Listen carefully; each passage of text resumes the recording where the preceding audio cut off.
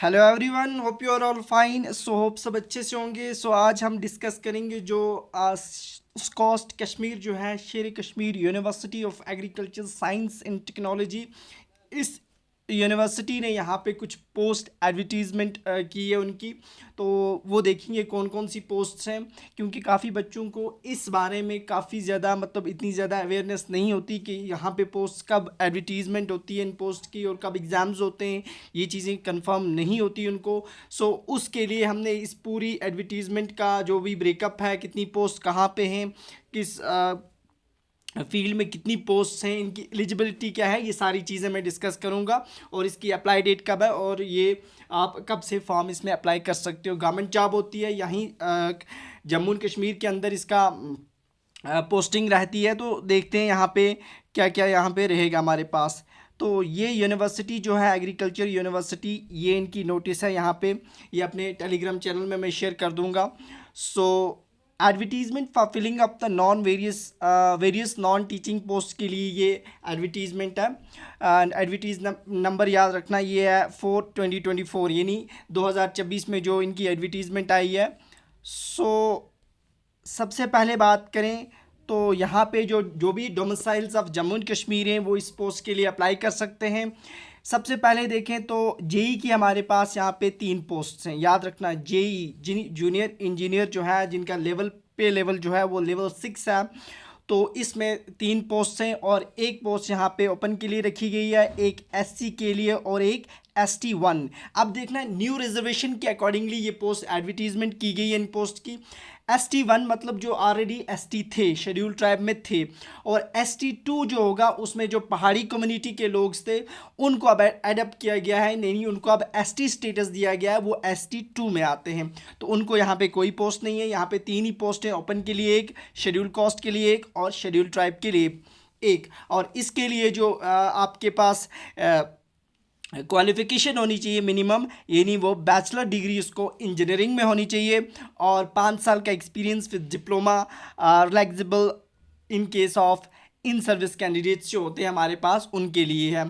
तो एक्सपीरियंस नहीं चाहिए होता है, जो भी जिन्होंने बीटेक किया होगा उनके लिए नहीं है, जिन्होंने डिप्लोमा किया है उनके लिए एक्सपीरियंस होना चाहिए जो ऑलरेडी इन सर्विस कैंडिडेट्स हैं।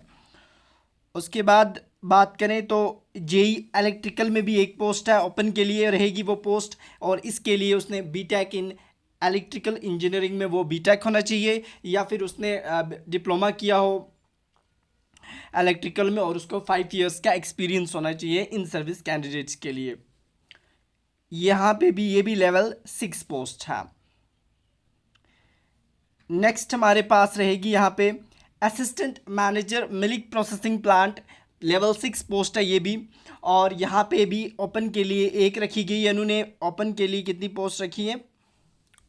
ओपन के लिए यहाँ पे एक पोस्ट है और इसके लिए जो क्वालिफ़िकेशन होनी चाहिए वो बीटेक होना चाहिए डायरी टेक्नोलॉजी में या बीटेक इन डायरी इंजीनियरिंग में।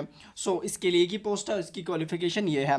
उसके बाद नेक्स्ट हमारे पास है सीनियर मैकेनिक, लेवल 6 पोस्ट है ये, और इसमें भी ओपन के लिए एक पोस्ट रखी गई है और इसमें जो क्वालिफ़िकेशन होनी चाहिए वो MTech agriculture engineering from any recognised university और institute with a minimum of 55% marks, यानी उसने किसी भी यूनिवर्सिटी से एग्रीकल्चर इंजीनियरिंग की हो और वो मिनिमम कम से कम उसमें 55 मार्क्स उसके उस ग्रेजुएशन में होने चाहिए।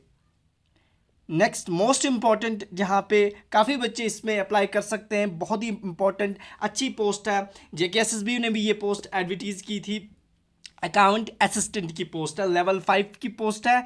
और ये हमारे पास यहाँ पे टोटल 15 पोस्ट यहाँ पे इन्होंने रखी हैं। सबसे पहले कैटेगरी वाइज हम देख सकते हैं कि कितनी कितनी पोस्ट। ओपन के लिए इन्होंने 6 पोस्ट रखी हैं, ALC के लिए एक पोस्ट है, ST1 यहाँ देखना है, ST1 जो ऑलरेडी शेड्यूल ट्राइब्स थे उनके लिए 2 पोस्ट हैं, ST2 जो पहले पहाड़ी हुआ करते थे, पहाड़ी कम्युनिटी PSP, अब उन्हें ST2 में इंक्लूड किया गया है, उसमें 2 पोस्ट हैं टोटल।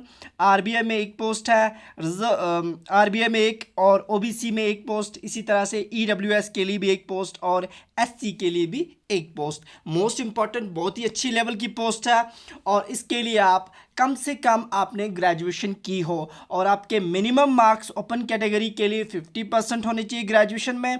और जो भी कैटेगरी में फॉल कर रहे हैं उनके लिए 45 मार्क्स रखे गए हैं, जिसके लिए वो अप्लाई कर सकते हैं। इससे कम जिसके मार्क्स होंगे वो तो इस पोस्ट के लिए अप्लाई ही नहीं कर सकता। अब इसमें उसने जो ग्रेजुएशन होनी चाहिए या कॉमर्स में, बिजनेस एडमिनिस्ट्रेशन में, साइंस, जिनकी भी बैकग्राउंड साइंस से था वो अप्लाई कर सकते हैं आराम से। कंप्यूटर आईटी एप्लीकेशन जिन्होंने किया होगा, कंप्यूटर में जिन्होंने ग्रेजुएशन की होगी वो अप्लाई कर सकते हैं, या कोई और डिसिप्लिन में उन्होंने ग्रेजुएशन की होगी लेकिन वहाँ पे उनमें मैथमेटिक्स उनका एज ए सब्जेक्ट रहा हो, स्टैट रहा हो, economics as a one of the subject होना चाहिए ग्रेजुएशन में, तो वो अप्लाई कर सकते हैं। सिंपल सी बात, जो भी जिन्होंने बीटेक किया है वो अप्लाई कर सकते हैं यहाँ पे, जिन्होंने ग्रेजुएशन की है लेकिन इन स्ट्रीम्स के अंदर वो अप्लाई कर सकते हैं। और यहाँ पे एक इम्पॉर्टेंट नोट याद रखना, ये JKSSB में भी था कि जो भी बच्चा इन पोस्ट के लिए क्वालिफाई हो जाएगा तो उनको सबसे पहले 1 साल के लिए एक ट्रेनिंग दी जाएगी और उस ट्रेनिंग में उसको जस्ट 6,000 पर मंथ दिया जाएगा। उस 1 साल में उसको अपनी सैलरी नहीं मिलती, 6,000 पर मंथ दिया जाता है। जब वो अपनी वो ट्रेनिंग कंप्लीट करता है, वो एग्ज़ाम पास करता है, तो उसके बाद उसको क्या होता है कि उसके बाद लेवल 5 में वो आ जाता है, यानी उसकी जो बेसिक सैलरी जो बनती है वो जो लेवल पे बैंड होता है उसका 29,200 से लेकर 92,300 के पे बैंड में वो आ जाता है, यानी 2,800 का जो उसका पे बैंड रहता है। तो ये चीज़ें भी याद रखनी है, बहुत इंपॉर्टेंट होती है इस चीज़ को समझने के लिए कि पोस्ट किसके लिए है, यहाँ पे एलिजिबिलिटी क्या है। तो उसके बाद हम देखते हैं नेक्स्ट, उसके बाद है मेडिकल असिस्टेंट लेवल 4 की पोस्ट है और यहाँ पे ST2 को, यानी पहाड़ी जो पीपल्स थे पहले, उन्हें एक पोस्ट रखी गई है और इसके लिए उसमें medical assistant examination of the state medical department में उसने कोई पास किया हो और 2 साल का एक्सपीरियंस यहाँ पे होना चाहिए। सो ये इंपॉर्टेंट है इसके लिए। उसके बाद नेक्स्ट मोस्ट इंपॉर्टेंट, जहाँ पे सारे बच्चे अप्लाई कर सकते हैं और अच्छी खासी पोस्ट है, वो 19 पोस्ट हैं असिस्टेंट कम टाइपिस्ट, ACT जिन्हें बोलते हैं, लेवल 2 में होते हैं ये, यानी। उसके बाद इसमें 19 पोस्ट हैं। ओपन के लिए 8 पोस्ट रखी गई हैं, OBC के लिए 1 पोस्ट है, EWS 2, SC के लिए 2, ST के लिए 2, ST2 के लिए 2 एंड सो ऑन।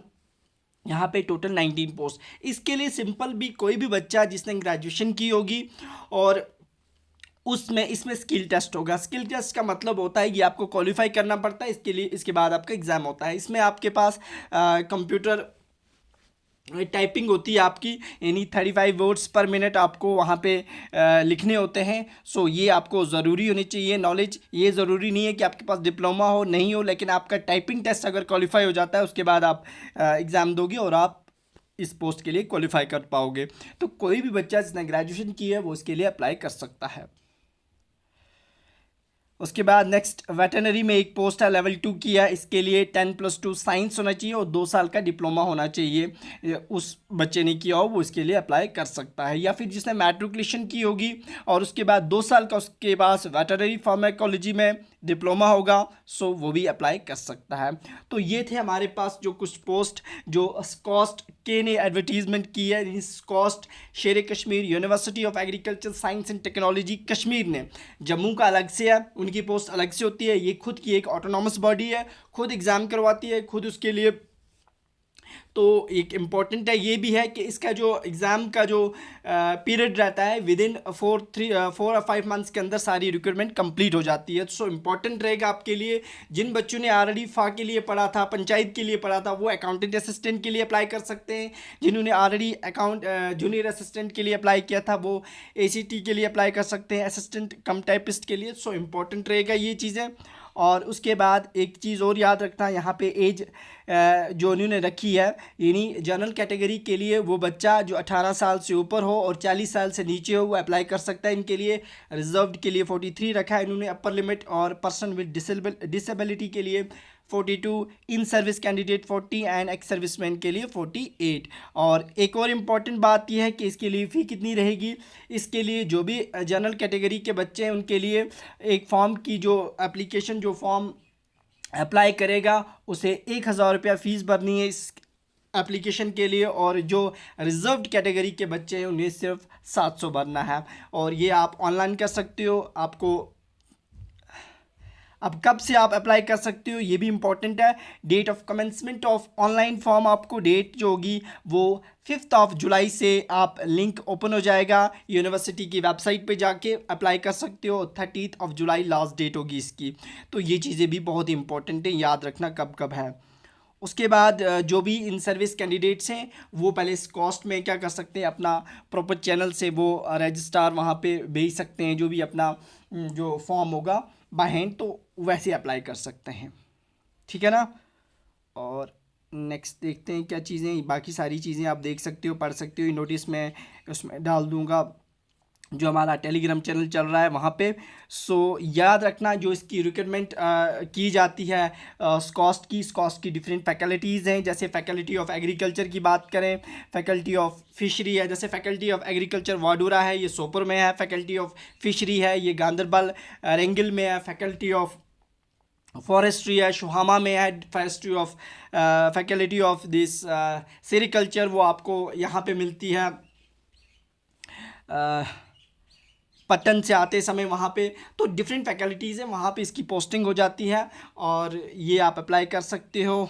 बाकी जो डिटेल होगी वो फुल जो नोटिफिकेशन का PDF है वो मैं अपने टेलीग्राम चैनल पे डाल दूंगा, वहाँ से आप देख सकते हो। और कोई भी कन्फ्यूजन होगा एलिजिबिलिटी के रिलेटेड वो आप मुझसे पूछ सकते हो। मैं ऑलरेडी वहीं पे जॉब कर रहा हूँ इसी कॉस्ट में। सो किसी भी बच्चे को कोई भी कन्फ्यूजन होगी सो वो मुझसे कांटेक्ट कर सकता है, नीचे कमेंट बॉक्स में कमेंट कर सकता है कि इसकी एलिजिबिलिटी क्या है, ये सारी चीज़ें क्लियर करने के लिए। सो मिलते हैं कल। ओके, अल्लाह हाफिज़, थैंक यू।